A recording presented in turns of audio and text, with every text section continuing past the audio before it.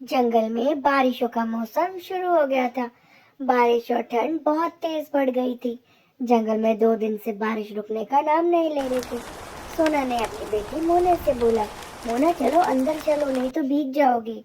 Mummy अंदर भी तो भीग ही रहे हैं ना, हमारा घर भी तो सारा बारिश में भीग ही रहा है, अंदर तक पानी आ रहा है। देखो ना मैं भीग गई, मुझे मम्मा मुझे बहुत तेज ठंड लग रही है और मैं बारिश में पूरी भीग रही हूँ। देखो ना हमारा घर जगह जगह से टपक रहा है, छत भी टपक रही है। यही गलती है मेरी मरम्मत जो नहीं की इस बार। चिड़िया ने बाहर जाकर बारिश देखी कि आ रही है या नहीं, और फिर मैं चिड़िया बाहर से थोड़ा सा अनाज लेकर आई, ये लो थोड़ा सा दाने खा लो और तुम सो जाओ। मम्मी मुझे बहुत, देखो ना हमारे घर में हर जगह हवा ही हवा है, कहीं से भी हवा नहीं रुक रही और बारिश आ रही है, ठंड आ रही है। अच्छा तुम सो जाओ, कोई बात नहीं, अभी बारिश देख कर आती हूँ, शायद बारिश रुक जाएगी। उन्होंने बाहर आकर बोला, हे भगवान मेरी ही गलती है जो मैंने इस बार मरम्मत नहीं की।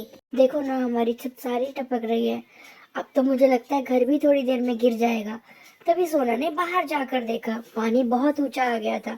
एक चिड़िया डूब रही थी। सोना ने उसे उठाया और अपने घर के लिए चल दी। सोना उसे अपने घर के पास लेकर आई।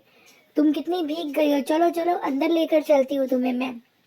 सोना सोना ने नन्ही चिड़िया और उसकी छोटी सी बेटी को बचाया और उसकी छोटी बेटी, आंटी मुझे बहुत भूख लग रही है। सोना ने उसे थोड़ा सा अनाज खाने को दिया। ये लो बेटा तुम खा लो, मेरे पास इतना ही है, मैंने थोड़ा सा बचा कर रखा था क्योंकि बारिश तो रुक नहीं रही। अनाज खाते ही वह छोटी नन्ही चिड़िया और उसकी बेटी परी बन गई। चिड़िया तो देखकर हैरान रह गई। तुम बहुत प्यारी और दयालु चिड़िया हो, तुमने मुझे, तुम्हारे पास खुद कुछ भी नहीं था फिर भी तुमने मुझे खाने को ले दिया। परी ने उसे केतली दी। ये लो, ये जादू की केतली है, तुम इससे जो मांगोगी तुम्हें मिलेगा। और हाँ, तुम्हारी जो छत टपक रही है ना, ठीक कर दिया है, अब तुम्हें भीगना नहीं पड़ेगा, तुम आराम से रह सकती हो। चिड़िया ने परी का धन्यवाद किया। परी और उसकी बेटी बहुत खुश थी। उन्होंने चिड़िया को बहुत सुंदर उपहार दिया था। अब परी बोली चिड़िया से, अच्छा सोना, तुम्हें जो चाहिए मैंने तो तुम्हें चमत्कारी केतली दे दी, अब मैं चलती हूँ। ऐसा बोलकर परी वहां से चली गई और वह और परी दूर अपने घर के लिए निकल गए।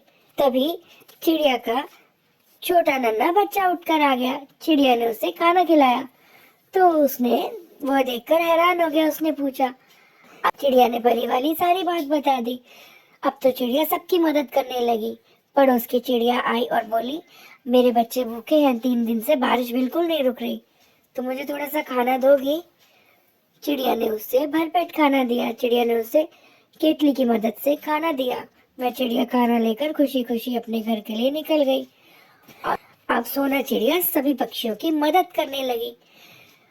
दूसरी पड़ोसन चिड़िया सोना से बोली, सोना तुम तो बहुत अच्छी हो, तुम सबकी मदद करती हो, अगर तुम ना होती तो सबके बच्चे भूखे मर जाते। क्योंकि सोना ने बारिश में सभी पंछियों के बच्चों के लिए खाना देना शुरू कर दिया था, वह किसी को मना नहीं करती थी। और फिर थोड़ी देर बाद और चिड़िया आई, उसने भी सोना से खाना मांगा। सोना ने उसे भी बहुत सारा खाना दिया, तुम यहीं पर खा लो और थोड़ा सा लेकर। सोना चिड़िया ने फिर उसे खाना दिया। जादुई केतली की मदद से सोना ने फिर से खाना मांगा और उसे थोड़ा अनाज दिया। वह चिड़िया भी थोड़ा अनाज लेकर अपने घर के लिए चली गई। अब सोना अपने बच्चे के साथ खुशी खुशी अपने घर में रहने लगी और परी के चमत्कार से अब उनका घर भी नहीं टपकता था, क्योंकि परी ने अपने चमत्कार से, अपनी केतली के चमत्कार से उनका घर टपकना भी बंद कर दिया था और वह वहां खुशी से रहने